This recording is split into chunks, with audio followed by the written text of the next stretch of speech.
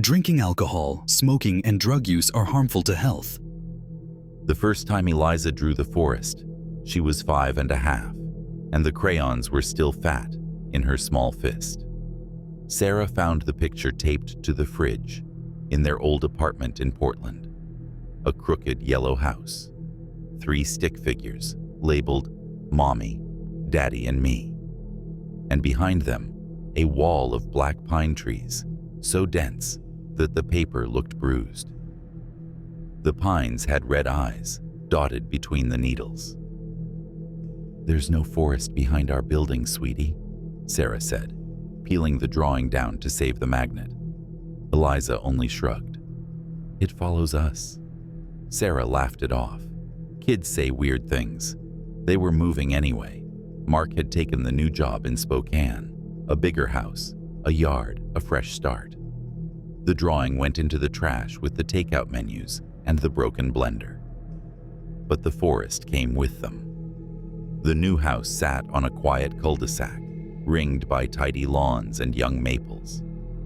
The nearest woods were 20 miles east, past the river. On their first night, Eliza woke screaming that the trees were looking through her window.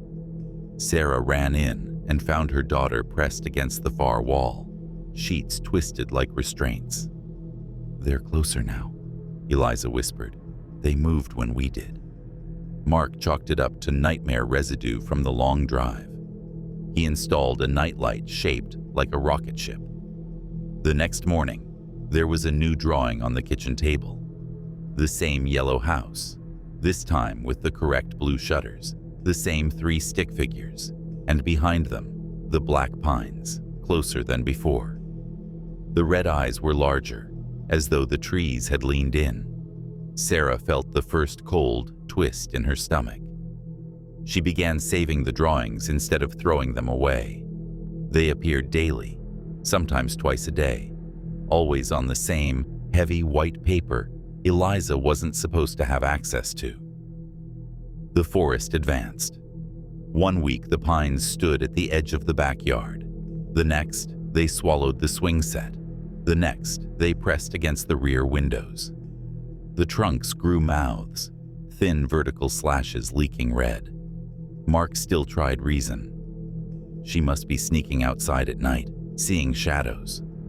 But the backyard was floodlit by motion sensors now, and the grass stayed untouched. No footprints but theirs. Eliza stopped speaking in full sentences.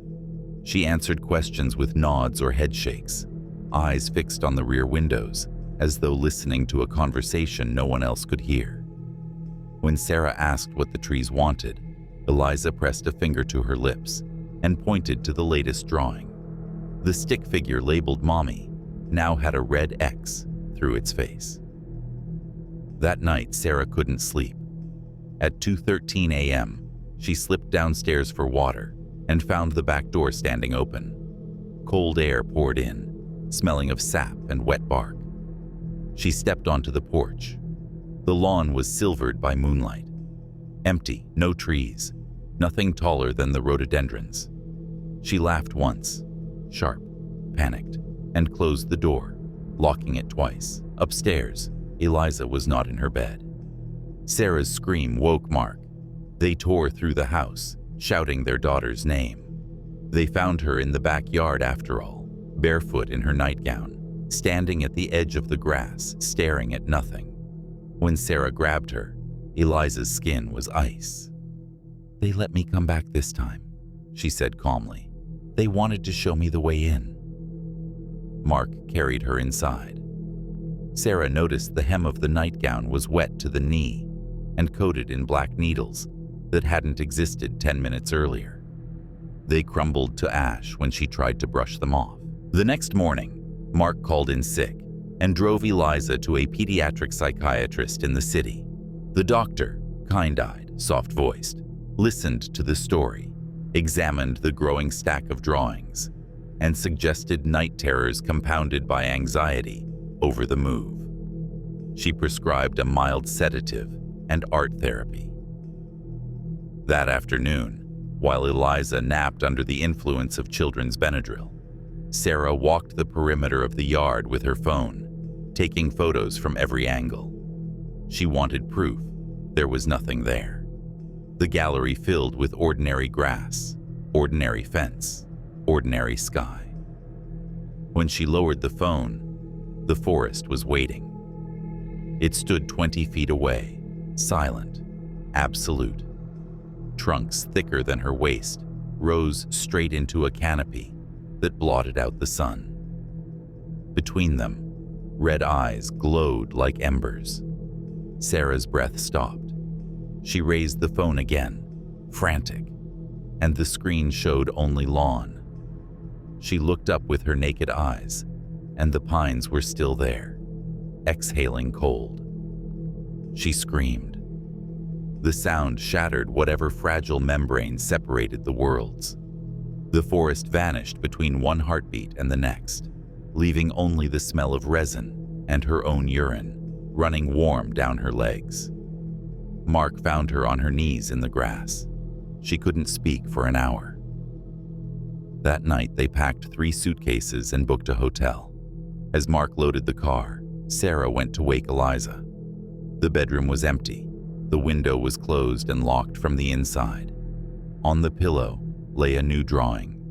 The yellow house, tiny in the foreground, the black pines towering, and in the open doorway of the house, a stick figure waving goodbye. The figure had no face, only a red circle where the head should be. They found Eliza in the forest. Not their forest, there was no forest, but the real one, 20 miles east. A state trooper called at dawn. A hiker had discovered a small girl in a nightgown, walking an old logging road, deep in the pines, singing softly to herself. When they brought her out, Eliza was barefoot again, untouched by briars, smiling like someone returning from a pleasant errand.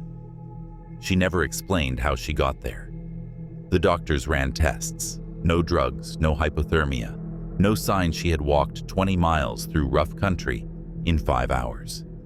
They released her to her parents with concerned looks and stronger prescriptions. Sarah refused to take her home. They rented a condo downtown instead, 3rd floor, no yard. Mark argued money, but the look in Sarah's eyes ended the conversation. For 9 days, the drawings stopped. On the 10th day, they returned, slipped under the condo door as though posted by an invisible mailman. The forest had followed them up 3 flights of stairs. The pines now crowded an urban alley, pressed against a brick wall, tagged with graffiti. The red eyes stared up at a window marked with an E. Eliza began sleepwalking again. Twice, Sarah caught her at the condo door, fingers on the knob, whispering, "They're polite. They wait to be invited." Sarah nailed the door shut from the inside. She hung crosses, smeared salt, played recordings of church bells on loop. Nothing helped. The smell of sap leaked through the vents. One night, Sarah woke to silence. The bells had stopped. Moonlight striped the living room floor. Eliza stood in the center of the room, eyes open, speaking in a voice that wasn't a child's. "It isn't a forest," the voice said, low and layered, like many throats sharing one mouth. "It's the space between heartbeats, where things that were taken go to finish growing. We only need one more." Sarah lunged for her daughter. Eliza sidestepped with inhuman grace and walked straight to the balcony door. It was locked, chained, bolted. The chain slid free by itself. The door opened onto darkness that had no business existing 30 feet above asphalt. Beyond the railing stood the pines. They filled the sky, blotting out the city lights. Their trunks rose directly from the air, roots dangling like cut nerves. Red eyes turned toward Sarah all at once. Eliza stepped up onto the railing. Sarah screamed and grabbed her ankle. For a moment, mother and daughter hung balanced on the edge. One foot in the condo, one already in the forest.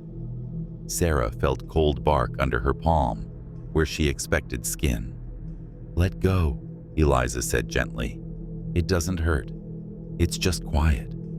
Sarah pulled with everything in her, arms, teeth, the raw animal core that refuses to lose its young. Eliza slipped from her nightgown like a snake shedding skin and fell forward into the dark. The nightgown remained in Sarah's fists, empty and warm. The balcony door slammed shut. The locks clicked home. The forest vanished. When Mark burst in minutes later, Sarah was still on her knees clutching the empty cotton, rocking and keening. Police came. Neighbors came.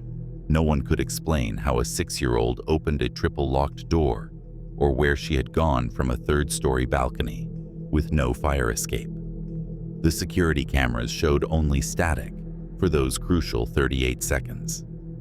They searched for weeks. Divers dragged the river. Dogs lost the scent at the condo's front steps. Eliza became a face on posters, then a segment on the evening news, then a cold case.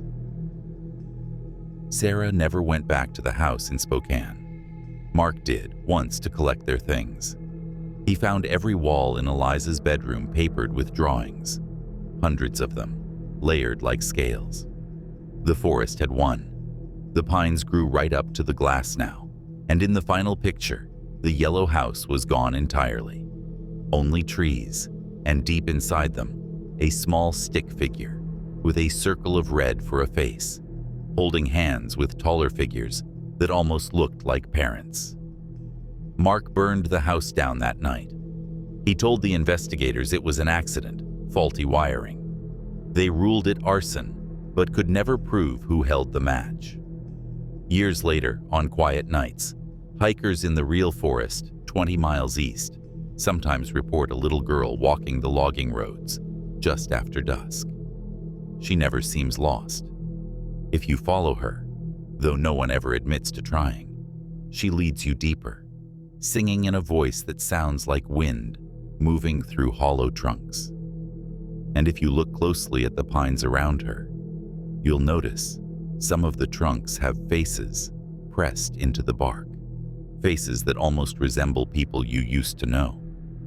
Mouths open in silent screams, eyes forever open and red. The forest keeps what it takes, and it always follows.